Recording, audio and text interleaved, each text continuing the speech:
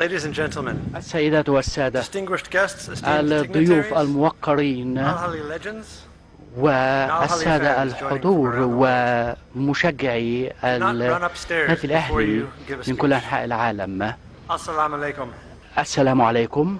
It is an incredible honor هذا شرف عظيم أن أكون هنا في الأقصر وأن نقف في هذا المكان الذي شهد التاريخ والذي يعبر عن العظمة في هذا المكان. شكر خاص إلى رئيس النادي الأهلي السيد محمود الخطيب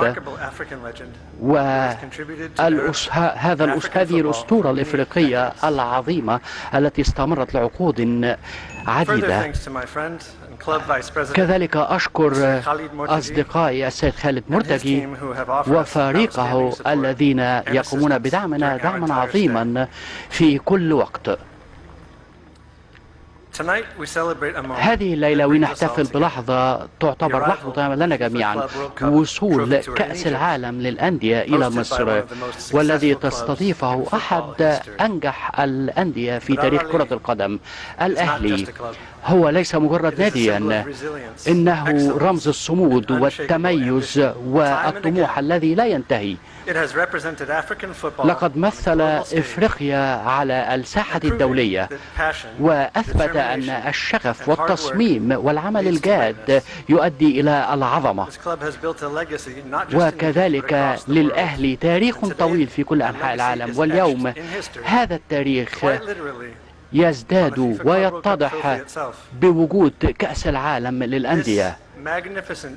هذا الكأس الرائع يعتمد على الوعد الذي يقدم لمن يفوز بنهائي كأس العالم للأندية.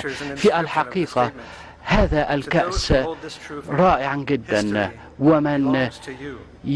وهو يعبر عن حقيقة أن التاريخ ينتمي إليكم، وبفضل الفيفا ومجهوداتها فإن كل مشجع من مشجعي الأهلي لديه الكثير ويستطيع أن يشاهد كل المباريات مشاهدة مجانية.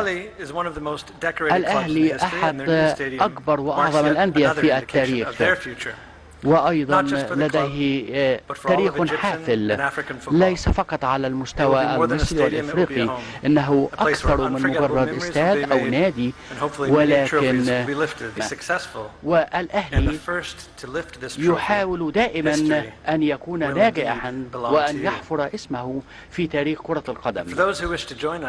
ومن يودون أن يكونوا معنا في الولايات المتحدة يستطيعون ذلك، وكل شخص في كل أنحاء العالم يستطيع أن يكون مشاركا.